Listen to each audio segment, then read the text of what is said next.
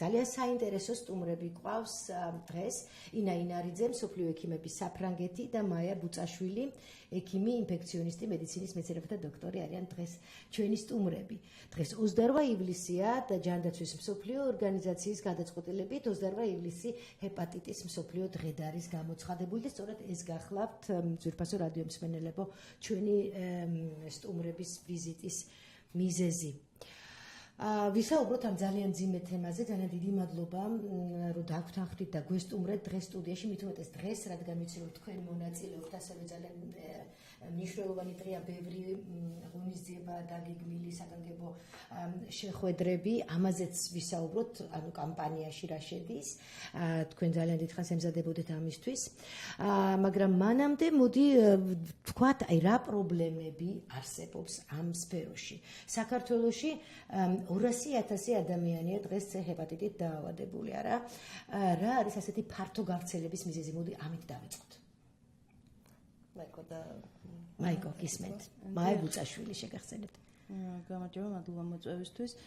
სამწუხაროდ საქართველო არის ერთ-ერთი ლიდერი ქვეყანაც ჰეპატიტის გავრცელების მხრივ მსოფლიოში და ჩამოურჩებით მხოლოდ ეგვიპტეს, პაკისტანს და რამდენიმე ასეთ ქვეყანას გავრცელება არის. ეს ლიდერობა როგორ მოვახერხეთ? თუ შეიძლება რომ ეს გითხრათ. ამის გავრცელების გზა არის ძირითადად ინექციური ნარკოტიკების მოხმარება, მაგრამ ძალიან სამწუხაროა, რომ ადამიანების დიდი ნაწილი ინფიცირდება სამედიცინო დაწესებულებებში, ანუ ეგრეთ წოდებული სისხლისმიერი გადაცემით და ჯერ კიდევ ჩვენი სამედიცინო დაწესებულებები ამ მხრივ სამწუხაროდ რისკ ფაქტორს წარმოადგენს. დიახ. ანუ ჯერჯერობით ვერ ვისაუბროთ ჩვენ იმაზე, რომ თქვათ მეტნაკლებად დაცული არის საზოგადოება რა, იმისგან რომ ესე სულად შემთხვევით არ შეეყაროს ეს სენი. არა, რა თქმა უნდა, ჩვენ არავინ არ ვართ დაცულნი საქართველოში ამ დაავადებისგან. გარკვეული ნაბიჯები იდგმება ეგრეთ წოდებული ინფექციური კონტროლის გასამყაცრებლად სამედიცინო დაწესებულებებში, მაგრამ ჯერ კიდევ ეს შორს არის იმისგან, რაც უნდა იყოს. ეს დავამატებთ, ეს სიტუაცია საკმაოდ მძიმეა, თან ართულებს ამას ის, რომ არ აქვს ზუსტი მონაცემი, ჩვენ ვლაპარაკობთ 200,000 ადამიანზე, რომელიც არის ინფიცირებული დღეს, მაგრამ ეს არის ძალიან ძველი, საკმაოდ ძალიან დიდი მადლობა ამის დაზუსტებისთვის, დიახ. რომელსაც როდინდელი, აი ეს ბოლოს როდის ჰქონდეს მონაცემი? 2002 წლის. 2002 წლის, ღმერთო ჩემო, ესე იგი ეხლა შეიძლება სხვა სურათია საქართველოში. ხო, ამიტომ ეს ძალიან მნიშვნელოვანია, რომ ჩატარდეს ეპიდემიოლოგიური კვლევა, იმის დასამტკიცებლად ზუსტად ვიცოდეთ ის რიცხვი და ციფრი ადამიანებისა თუ რამდენი ადამიანი არის ზუსტად და ნამდვილად ინფიცირებული, რომ შესაბამისად დაგეგმოს მე სახელმწიფომ ის სტრატეგია, რომელიც აუცილებელი და რომელიც ქვეყნისთვის არის ცოცხლად, იმიტომ ჩვენ საქმე გვაქვს მართლაც საზოგადოებრივ ჯანდაცვის პრობლემასთან და არა რაღაც ერთ ნამდვილად. მით უმეტეს ალბათ რაღაც სტატისტიკური მონაცემები, კვლევა არის აუცილებელი, რომ ეს პროპორციაც ვიცოდეთ, ხო? თქვათ, აი ასე როგორ შეიძლება რომ გაუფრთხილებლობით თქვათ და აი ელემენტარულად კბილის ექიმთან მისვლით და ან მანიკიურის გაკეთებისას რა პროცენტია ვინც ამ გზით ავადდება? სტრატეგიის დაგეგმვისას ალბათ ესეც მნიშვნელოვანია რა. ძალიან მნიშვნელოვანია და სწორედაც მაგიტომ ჩვენი კამპანია უკვე მე-4 წელია ჩვენ მუშაობთ ამ თემაზე, არასამთავრობო ორგანიზაციები და ეს თემა თითქოს გავაცოცხლეთ და გამოვიტანეთ საზოგადოების სამსჯავროზე. აქამდე თუ 4 წლის წინ საკმაოდ ტაბუირებული თემა იყო და არავინ არ საუბრობდა ამ თემაზე, დღეს უკვე საზოგადოების ცნობიერება ამაღლებულია და უკვე ვახერხებთ იმას, რომ ადამიანებმა იცოდნენ დაავადების შესახებ, ადამიანებმა ილაპარაკონ, წავიდნენ და მოახერხონ ტესტირება და გაიგონ საკუთარი სტატუსი, რომ მე შესაბამისად მოახდინონ მათ ირგვლივ მყოფი ადამიანების დაცვა, იმისგან რომ არ მოხდეს კიდევ უფრო მეტად გავრცელება ისეთ სიტუაციაში, როგორც აბსოლუტურად გეთანხმები, ძალიან დიდი იყო როლი არასამთავრობო ორგანიზაციების და კონკრეტულად თქვენიც ვინც ახლა ჩვენთან სტუდიაშია, მე მსმენელს მინდა შევახსენო, რომ შეუძლია რომ დარეკო სტუდიაში, ალბათ ძალიან ბევრს აღელვებს ეს თემა 2998327-ია ჩვენი ტელეფონის ნომერი და აი გაისმა კიდეც პირველი ზარი. მე ველოდი ასეთ აქტიურობას ბუნებრივია, რომ ეს ადამიანებს ძალიან აღელვებთ. დიახ, მსმენელია ხაზზე და მოусმინოთ, აბა გისმენთ ბატონო.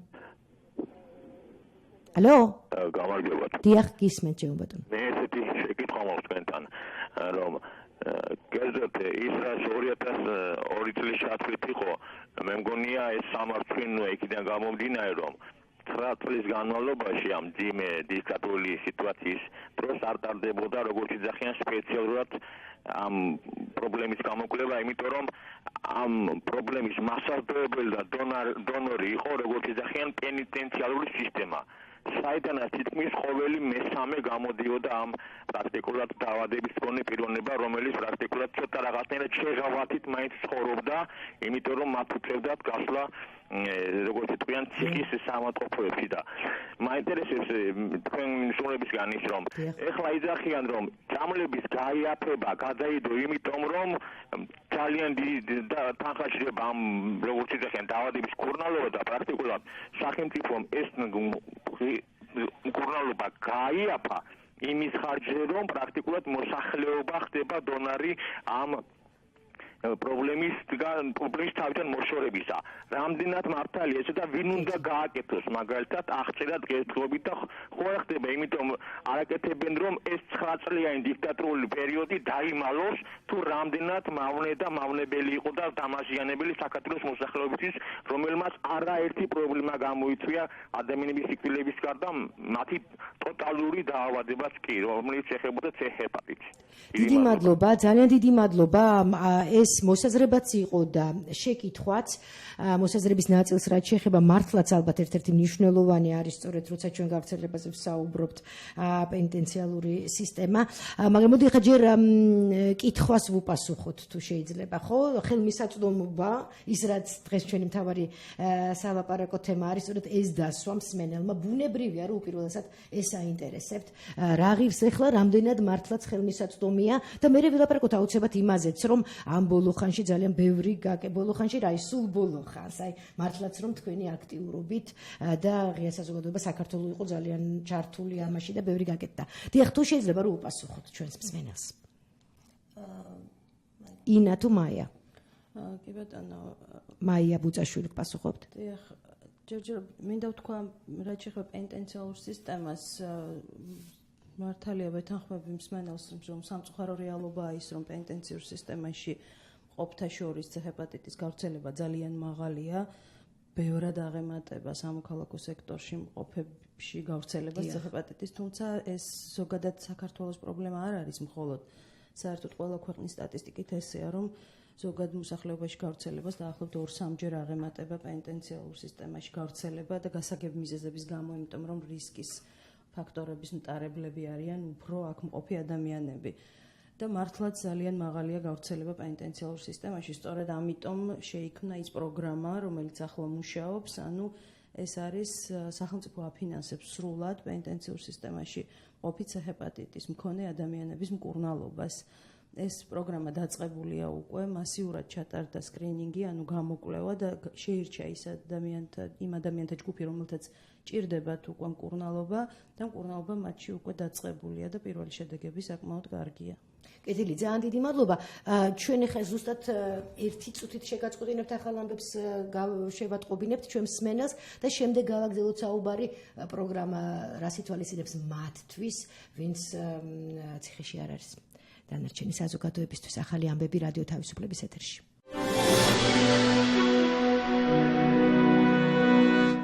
და ჩვენ ვაგრძელებთ გადაცემას ძალიან მწვავე და ძალიან მღელვარე თემაზე. დღეს 28 ივლისია ჰეპატიტის მსოფლიო დღე.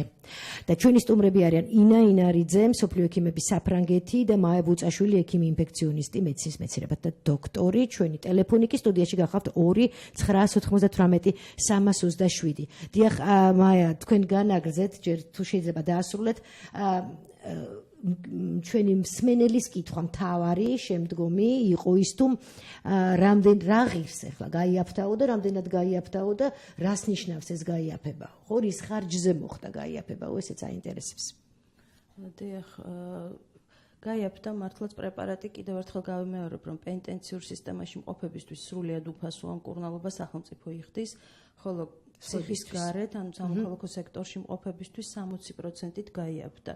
ეს გაიაფება მოხდა იმის ხარჯზე, რომ მოხდა ძალიან მაღალი დონის მოლაპარაკებები მწარმოებელ კომპანიასთან, ანუ სამთავრობო დონის მოლაპარაკებები და ვინაიდან იყო ძალიან დიდი შესყიდვა, დიდი ტენდერი ციხისთვის, პარალელურად შეთანხმება იყო ასეთი, რომ ამ ტენდერში გამარჯვებულს 60%-ით უნდა დაეწია ფასი სამოქალაქო სექტორში მყოფებისთვისაც 10,000 ადამიანისთვის. დაახლოებით. კი ბატონო, მე ჩვენ ვიცით, ყველა ხა ძალიან ბევრს საუბრობთ ამაზე და ვიცით, რომ გაიაფთა და რომ 60% ძალიან ისე ჟღერს, მაგრამ თუ გავითვალისწინებთ იმას, თუ რა კოლოსალურად დიდია თანხა, თავისთავად ეს 60%-ით გაიაფება, ალბათ დიდად ვერ მისცემს შეღავაც საზოგადოებას და ამაზე ჩივიანდე ეს ზარიც სწორედ ამაზე იყო.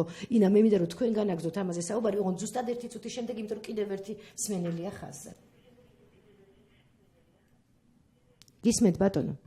ალო? დიახ, ბატონო, გისმენთ? გამარჯობათ, მოგესალმებით, ძალიან დიდი პატივისცემით. იცით, ძალიან ბევრი ინფექციებია თბილისში განსაკუთრებით, საქართველოშიც და როდესაც 3 მილიონიანი ქვეყანა და აი ასე მოსახლეობის თითქმის 70% დაავადებულია ვირუსებით და C-ჰეპატიტით ძალიან აი ძლიერდება და მძლავრდება ჩვენს ქვეყანაში. უკვე ძალიან საშიშია, თუნდაც თბილისის ექიმთან მისვლა. ელემენტარულად რაღაც სამედიცინო პროცედურის ჩატარებაც კი საშიშია, რადგან ქვეყანაში არის ძალიან მძიმე სოციალური ფონი და ხელისუფლება პრევენციულ ზომებს უნდა იღებდეს და უნდა მიმართული იყოს მისი ყველა ესე იგი აი ხელისუფლების ხელმძღვანელობა იქნება თუ ხელისუფლების მონაწილეობა ქვეყნის მართვის საქმეში არ უნდა იყოს დამყარებული პიარზე, არამედ ღონისძიება, ყველაფერი პრევენციული ზომები უნდა იქნეს მიღებული იმისათვის, რომ აი ეს ხარჯები, რასაც ხელისუფლება გამოყოფს, სხვა რამისთვის უნდა იქნეს სამედიცინოზე უფრო მეტი დახარჯული, მაგრამ ამას ხელისუფლება არ აკეთებს. ამიტომ არის ესეთი კატასტროფული მდგომარეობა. ქალაქი არის ძალიან ჩაბინძურებული, არ არსებობა ამ საზოგადოებრივი ტუალეტებისა. უამრავი ადამიანი ნაგარში ეძებს საკვებს, რაც დიდი მადლობა, მართალი ბრძანდებით ეს პრობლემები. ეს ძალიან მოქმედებს უკვე ჩვენზე. მესმის, ძალიან დიდი მადლობა ზარისთვის, რაც თქვენ ჩამოთვალეთ პრობლემები, მაპატიეთ რომ შეგაწყვეტეთ, უბრალოდ ცხადია რომ ეს არის პრობლემა და ამაზე ვისაუბრებ შემდგომ, მაგრამ უბრალოდ ცოტა დრო გაქვს და დღეს მინდა ჰეპატიტზე საუბარი განვაგრძოთ. დიდი მადლობა თქვენი შეკითხვისთვის, მოდი აი სწორედ ჰეპატიტის ნაწილს ჩვენი მსმენელისას და რაც ასე ვთქვათ, მე მგონია რომ ასევე უკავშირდება იმას, რაზეც უკვე ვსაუბრობდით. კი, შემცირდა, მაგრამ რამდენია რეალურად დღეს ეს და რამდენი ადამიანისთვის არის ეს ხელმისაწვდომი?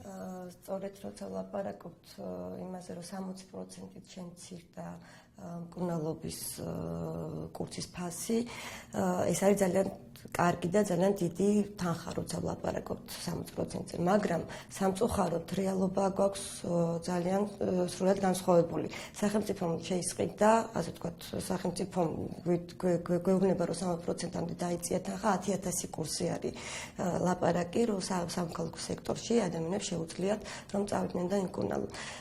მკურნალობის კურსი არის $4,500 დება დაახლოებით თუ ეწლიანი მკურნალობა უწევს ადამიანს და მისი ნახევარი ანუ 2,500-მდე დაახლოებით თუ 6 თვიან მკურნალობაზე საუბარი. სამწუხაროდ ეს კიდევ დღესობით აი ამ 10,000 პროგრამაში, რომელიც სახელმწიფომ გამოაცხადა, გაწევრიანებული არის, ანუ განცხადება შემოიტანა მხოლოდ 1,300 ადამიანმა და მეტმა არა და დღევანდელი მონაცემებით 500 ადამიანმა დაიწყო მკურნალობა. ძალიან კარგად ვხედავთ თუ რასთან გვაქვს საქმე, რომ თუნდაც ეს 60%-იანი ფასდაკლება, რომელიც ძალიან კარგია, რომელსაც მივესალმებით, რომელიც წინ გადადგმული ნაბიჯია ნამდვილად და თითქოს ყინული გადნა არ არის საკმარისი. ეს არ არის საკმარისი იმისთვის, რომ ჩვენი მოსახლეობის იმდენმა პროცენტმა, რომ რამდენად ნამდვილად ჭირდება მკურნალობა და ამას ჩვენ ყოველდღე ვხვდებით, იმიტომ რომ საქმე გვაქვს ინფიცირებულ ადამიანებთან და მოდიან და მოგმართავენ და გთხოვენ, რომ რამენაირად დავეხმაროთ ამ ადამიანებს, არ აქვს საშუალება, რომ გაიკეთონ დიაგნოსტირება, იმიტომ რომ საკმაოდ ძვირი ჩდება თვითონ სანამ ჩაერთვები ამ დიაგნოსტირება ძვირი ჩდება. ეს პირველი ტესტის 20 ლარია, მაგრამ შემდეგ უკვე ის რაც არის საჭირო, ის არის ძვირი არა? კი, შემდეგი ტესტები, ანუ იმისათვის რომ გაიგო და დაიწყო მკურნალობა, საკმარისი არ არის სწრაფი, ანუ ეგრეთ წოდებული სწრაფი მარტივი ტესტის გაკეთება, ამისთვის საჭირო არის თვისობრივი PCR თვისობრივის გაკეთება, გენოტიპირების გაკეთება, რაოდენობრივის გაკეთება და ამ შემდეგ. ეს საკმაოდ მაღალ თანხებზე არის დაახლოებით 700-800 ლარი გაჩნდა საათ იკეთებდა რომელ ლაბორატორიაში და რომელ დაწესებულებაში. ანუ ესეც ამატებს კიდევ უფრო მეტად ემატება იმ ხარჯებს, რაც უნდა გაიღოს პაციენტმა და დღესდღეობით თუ გავითვალისწინებთ თუ რა შემოსავალი აქვს იმ ადამიანებს, რომლებიც ჩვენ თანამოქალაქებს, რომლებიც ინფიცირებულები არიან, ეს საკმაოდ ძვირი და ხელმისაწვდომელი არის მათი უმრავლესობისთვის. ნამდვილად არის. ხსანამ გადავალ იმაზე, რაც არის თქვენი უმთავრესი მოთხოვნა და თუ რამდენად რეალისტურია ეს გულისხმობ იმას, რომ უფასო იყოს საერთოდ მკურნალობა. მანამ ნამდვილად თქვენ ახსენეთ არასამთავრობო ორგანიზაციების როლი, თქვენი როლი და ალბათ ძნელია რომ ეს არ გაიზიარო, ჩვენ აქ ვახსენეთ ფონდი ღია საზოგადოება საქართველოს, თქვენი ორგანიზაციები, ასევე მე არ შემიძლია რომ არ ვახსენო პაატა საბელაშვილი აქ მზიანის შემცირების საქართველოს ქსელის წარმომადგენელი. დღევანდელი დღე რო ახლოვდებოდა ის მიმართავდა სოციალური ქსელებით ყველას რომ კიდევ ერთხელ ვთქვათ მობილიზებული ყოფილიყო და გაგვეგზელებინა ამაზე საუბარი, მათ შორის მიმართავდა ჟურნალისტებს, ჩვენ მოგვმართავდა ასე ვთქვათ მადლიერებითაც არ მახსოვს ეთერი, საიდანაც გამოსულთან არ მოსულიყო გადაცემის რომელიმე თანამშრომელი და არ ეთქვა რომ მას ან მის ოჯახის წევრს ჰეპატიტის პრობლემა აწუხებს, შეგახსენოთ რომ ეს ინფექცია 25 წელია რაც აღმოჩენილიაო და იგი ასე ვთქვათ დიდი მადლობით მოიხსენიებს ჟურნალისტებს, ვინც ვთქვათ მართლაც გვერდით დაუდგა არასამთავრობო ორგანიზაციებს, თუმცა მე აუცილებლად დავაბრუნებ ამ მადლობას, თუ კი ჟურნალისტებს შეგვეძლო რამე გვეთქვა, ეს იმიტომ რომ თქვენ საუბრობდით ამაზე. ჩემი შეკითხვა ასეთია, სანამ სმენელს ჩავთვა, ბუნებრივია რომ სმენელი აქტიურია. ესეც აჩვენებს ცხადია ყოველთვის სიმწვავეს პრობლემის. თქვენ ითხოვთ რომ ეს იყოს უფასო. სახელმწიფო წარმომადგენლები ამბობენ რომ შეუძლებელია რომ ეს იყოს უფასო. აი ამაზე პასუხი გვაქვს, თუმცა თქვენ ამისთვის იბრძვით. ეს კამპანიაც ამას ეძღვნება არა. თავს მიქნებენ ძვირფასი რადიოსმენელებო, ჩვენი სტუმრები, ვინც ვერ ხედავს, მანამდე მე მინდა სმენელს თხოვო რომ შეკითხვა დასვას. თქვენ ეთერში ხართ, გისმენთ? თუ შეიძლება ჩაუწიეთ თქვენს რადიო მიმღებს და უფრო კარგად გავიგონებთ.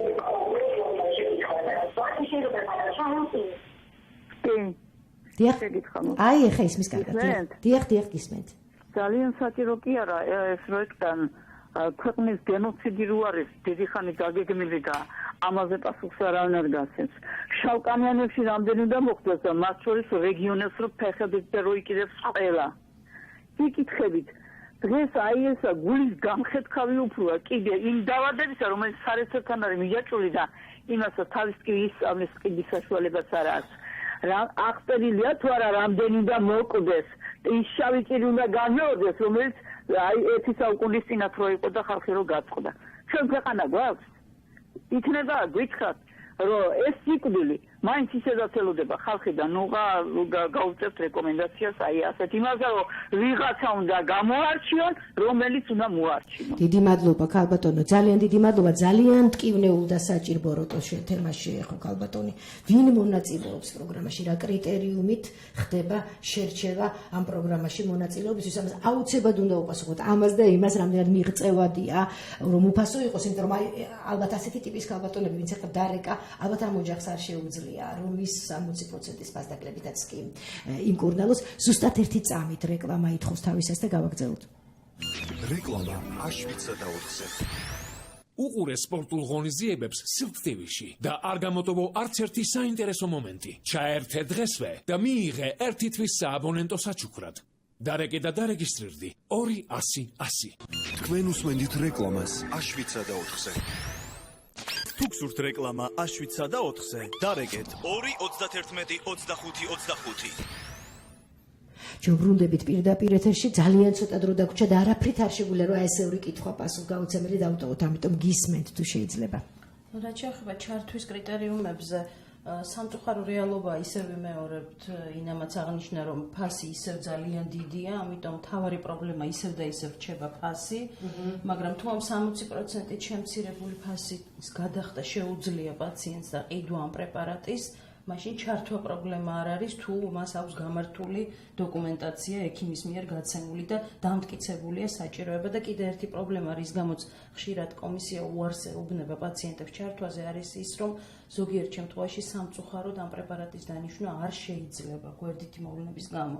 ამიტომ ზოგიერთმა პაციენტმა უარი მიიღო და ხშირად ეს უკმაყოფილების მიზეზია, მაგრამ ეს ზუსტად მათთვის ვეკეთდება, იმიტომ რომ ზოგი პაციენტს არ შეუძლია ამ ინტერფერონის გაკეთება, იმიტომ რომ შესაძლოა გამვითარდეს სერიოზული გვერდითი მოვლენები. კეთილი, მაგრამ აი მათ ვისაც არ შეუძლია. ანუ თქვათ, ესე იგი, რამდენი უნდა გადაიხადოს, რომ ჩაერთოს? დაახლოებით $2500-დან $4500 ჯდება პრეპარატი, რაც ნამდვილად ძალიან ბევრია. ამიტომაც არ ჩაერთვენ ალბათ, ხო? თუ შევადარებთ ამ ციფრებს, ჩვენ ვხედავთ, რომ ჩართული გაცილებით ცოტა თუ თქვენ ბრძანებთ, რომ ჩართვა თავისუფლად ყველას ვინც მიმართავს, ეს იმას ნიშნავს, რომ ხალხს ამის გადაჭრა. ნამდვილად ამას ნიშნავს და სწორედ ამაზეა ხომ მთელი საუბარი, რომ რაღაც მოსახლეობის ერთი ნაწილისთვის მაინც სოციალურად დაუცველებისთვის მაინც გახდეს სრულიად უფასო, იმიტომ რომ რეალობამ დაგვანახა, რომ ეს ფასი ძალიან მაღალია ბევრისთვის. მე დავამატებდი და რა შეიძლება რომ გაკეთდეს. მუდმივად მივდივართ იმ პრობლემამდე, რომ ადამიანებს არ აქვს საშუალება რომ იმკურნალონ და გადაეჩინოს სიცოცხლე, რომელიც ძალიან მნიშვნელოვანი არის. არსებობს მაგალითები სხვადასხვა ქვეყნების, რომლებმაც მიაღწიეს ფაზაკლებას, ხო? ეს ახალ პრეპარატებზეა ძალიან ბევრი საუბრობთ უკვე ახალ პრეპარატებზე, ახალი თაობის პრეპარატებზე, რომლებიც შემოვიდა ბაზარზე და უკვე გამოიცადა. მაგალითად ეგვიპტის მაგალითზე ის პრეპარატი, რომელიც დღესდღეობით ევროპაში €60,000 და ამერიკაში $80,000 ჯდება, ეგვიპტემ $900 მოახდინა მისი შესყიდვა მწარმოებელი კომპანიისგან. ჩვენ ვცდილობთ, რომ სახელმწიფოსთან ერთად, ანუ სახელმწიფოს დავეხმაროთ იმაში, რომ მოახდინოს რაღაცა მსგავსი ტიპის მოლაპარაკებების წარმოება აი ამ მწარმოებლებთან, რომლებიც შეიძლება წამოვიდნენ იმაზე, რომ ესეთი გავრცელების ქვეყანაში შეიძლება რაღაც დათმობებზე წამოვიდნენ ადამიანები და მოკეთ შანსი არის. ანუ რო ვიბრძოლოთ, შეიძლება მივახციოთ, რომ გაიარდეს ერთი წამი. თავდება გადაცემა. თაორია იყოს სახელმწიფო და პოლიტიკური ნება და მე დიდი მადლობა. ნება, ამით დავამთავროთ დღევანდელი გადაცემა. ეთერში იყო რადიო თავისუფლების პროგრამა დღეს დილით. ძალიან საინტერესო სტუმრები გვყავდა, ინა ინარიძე და მაია ბუწაშვილი. გადაცემას მარინა ვაშაყმაძე უძღვებოდა, ნონა მჭედლიშვილთან ერთად ხმის რეჟისორი კი გოჩა ლეჟავა გახდათ.